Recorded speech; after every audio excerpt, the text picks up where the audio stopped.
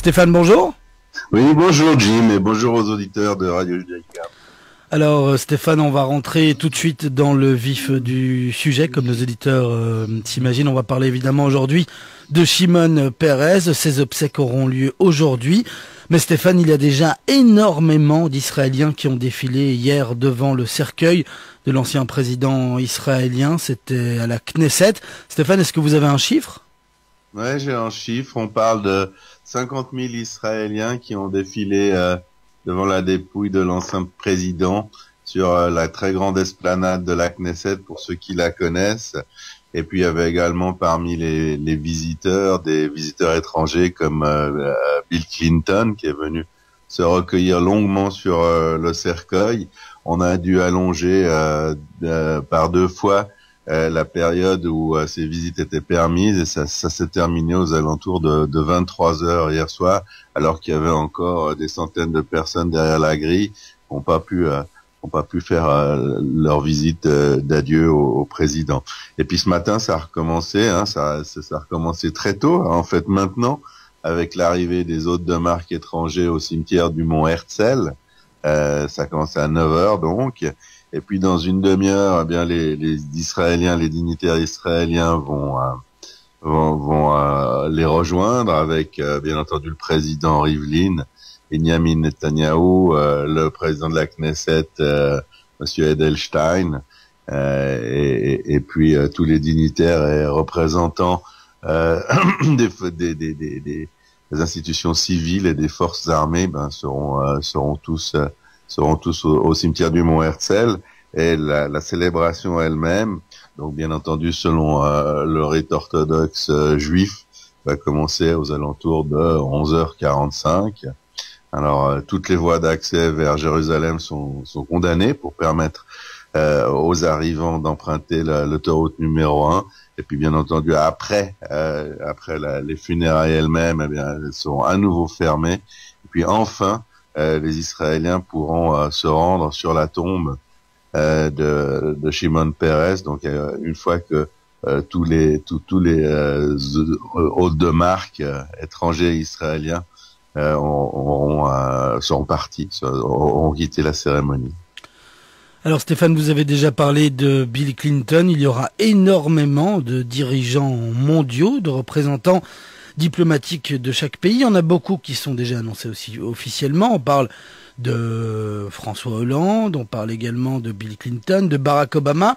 Mais Stéphane, selon vous, à Metula, c'est en tout cas ce que vous avez écrit dans un article qui est paru hier sur la MENA, vous pensez qu'il y aurait également d'autres dirigeants présents qui ne sont pas encore annoncés ?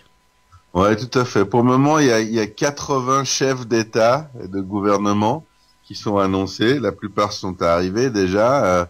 Le président Obama a atterri à l'aéroport Ben Gurion à 8 heures ce matin, donc ça fait 1 heure pour nous.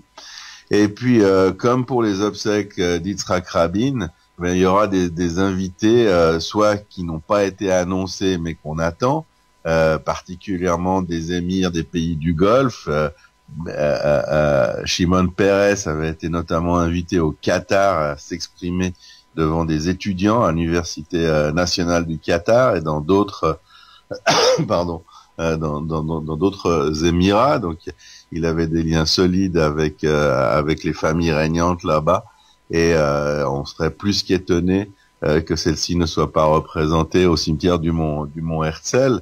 Et puis il y a un autre élément qui intervient, c'est le fait que Mahmoud Abbas est demandé à être présent à ces obsèques. Il sera à la tête d'une délégation de 3 dignitaires palestiniens, et cela ouvre la porte à un certain nombre d'États, notamment peut-être l'Arabie Saoudite, qui a toujours posé comme condition à l'officialisation de ses rapports avec Israël le fait que les négociations entre Israël et l'autorité palestinienne avancent. Alors, s'il n'y avait pas eu cette représentation palestinienne, eh bien, les princes saoudiens n'auraient probablement pas pu venir face notamment à leur opinion publique et également à l'opinion publique de l'ensemble du monde sunnite. Mais c'est le cas d'autres pays qui n'ont pas forcément de relations diplomatiques avec Israël.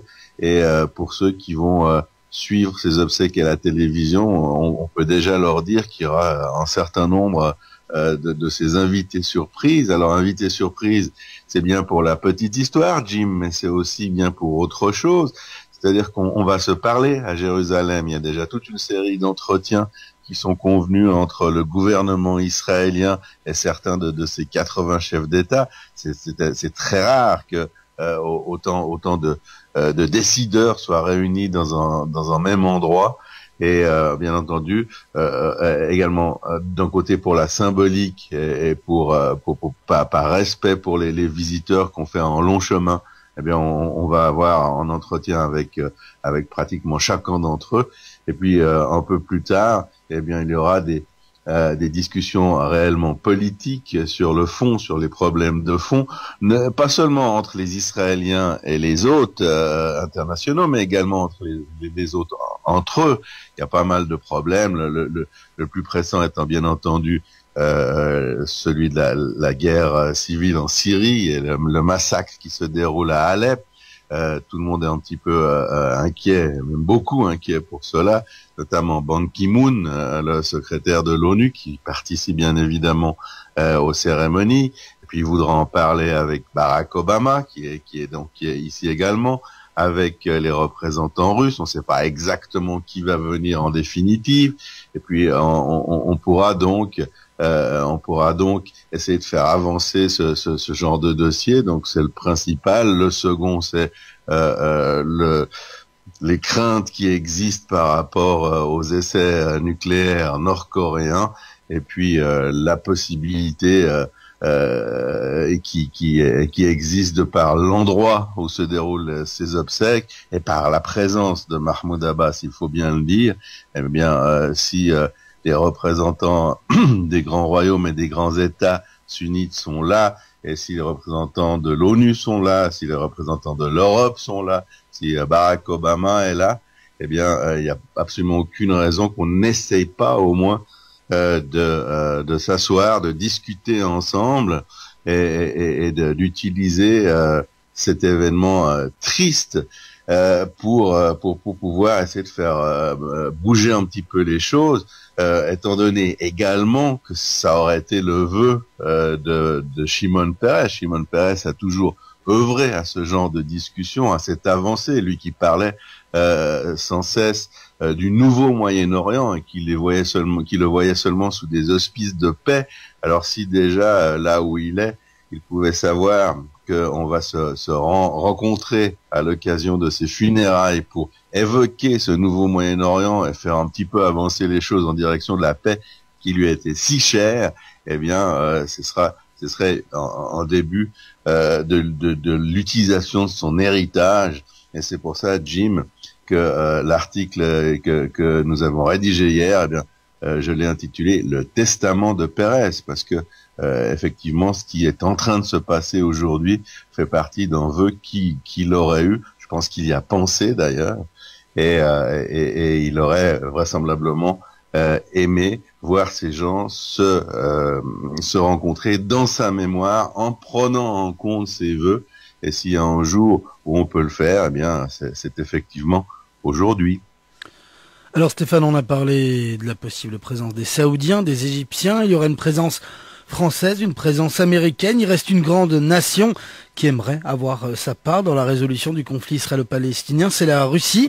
Poutine ne s'est pas encore annoncé officiellement, mais est-ce que là aussi, on peut imaginer qu'il change d'avis en dernière minute ? Oui, bien sûr, ça c'est tout à fait possible. Hein. Quand j'ai parlé des Saoudiens, c'est une éventualité. Je suis pratiquement sûr, parce qu'il y a eu quelques fuites, qu'il y aura des représentants saoudiens. Maintenant, il faut savoir s'ils seront là officiellement ou ils se dissimuleront devant derrière un arbre plutôt et sous leur djellabia. Maintenant, Poutine, c'est tout à fait possible qu'au dernier moment, il y a encore le temps, ils viennent. D'ailleurs, Poutine connaissait très bien Shimon Peres et lors de sa dernière visite, ils ont passé une soirée qui n'était pas du tout prévue et qui a été très arrosée. Et Poutine était sorti de la résidence de Shimon Peres pratiquement pompette, si vous nous passez l'expression. Et puis il avait dit des choses vraiment cordiales. C'était peut-être la dernière fois qu'il s'était vraiment laissé aller, et il en a gardé un très bon souvenir. Et on serait pas du tout surpris ici à Metula si Vladimir Poutine, au dernier moment, participait non seulement aux obsèques, mais également à ces discussions qui vont suivre. Alors, au niveau des discussions, c'est pas une éventualité. On a déjà annoncé un certain nombre de discussions, et nos divers représentants à Jérusalem nous informent au fur et à mesure de la tenue. Il y en a déjà eu la nuit dernière. Ça se passe surtout dans les hôtels.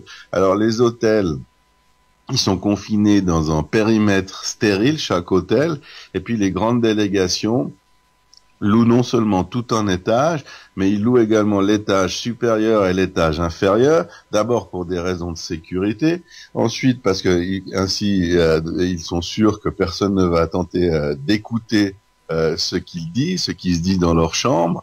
Et puis la troisième raison, c'est justement qu'ils peuvent recevoir dans un niveau de sécurité, de stérilité qui n'existe que dans ce genre d'événement, et peut-être qu'en Israël, de pouvoir recevoir les autres qu'ils désirent, des gens qui, dans la vie normale, dans le cours normal des relations politiques internationales, ils n'auraient sans doute pas l'occasion de rencontrer. Donc ça s'est déjà fait la nuit dernière, et ça va se faire durant toute cette journée du vendredi, et vraisemblablement également dans cette soirée et pendant le week-end. Alors Stéphane, on vient de parler de la sécurité des délégations à travers les hôtels.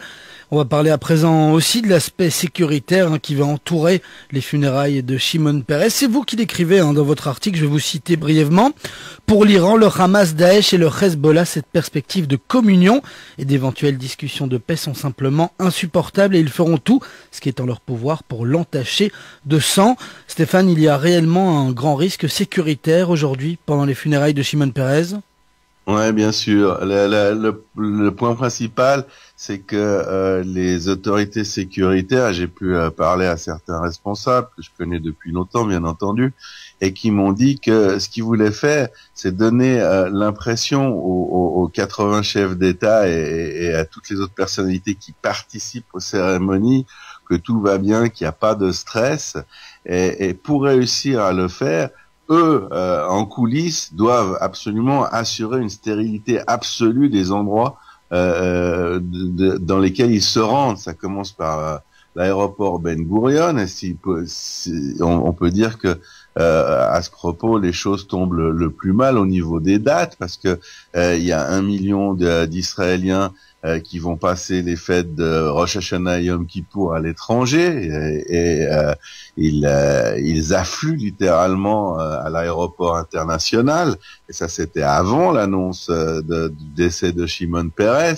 Et puis pour corser le tout, il y a la Hassidoute d'Ouman qui se rend sur la tombe du grand rabbin en Ukraine. Aujourd'hui, pendant que nous parlons, il y a 40 000 de ces chassidim qui attendent l'avion pour partir à Ouman en Ukraine. Puis il y a l'arrivée de dizaines de milliers d'Israélites qui viennent de chez vous, Jim, de la diaspora, pour passer les fêtes en Israël.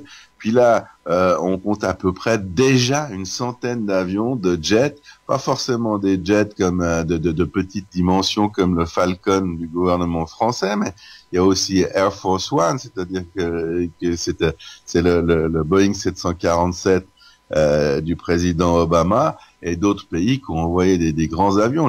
L'aéroport Ben Gurion est bondé, puis après il y a le lien entre l'aéroport et le cimetière ou les hôtels.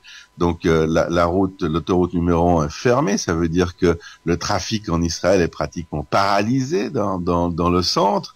Et ce sont des convois qui sont très longs, qui sont très fortement armés, avec des hélicoptères bien entendu dans le ciel, avec des troupes spéciales qui arpentent les abords de l'hélicoptère. Enfin, c'est toute une opération très délicate. Et puis ensuite, ce qui est sécurisé, c'est toutes les voies d'accès. Ça fait depuis au moins 4 heures du matin qu'on peut plus se rendre au mont Herzl, et puis pas seulement au mont Herzl, mais à côté du mont Herzl, il y a Beit Wagan, c'est tout un quartier énorme d'à peu près 50-60 000 habitants, et les gens sont confinés chez eux ce matin.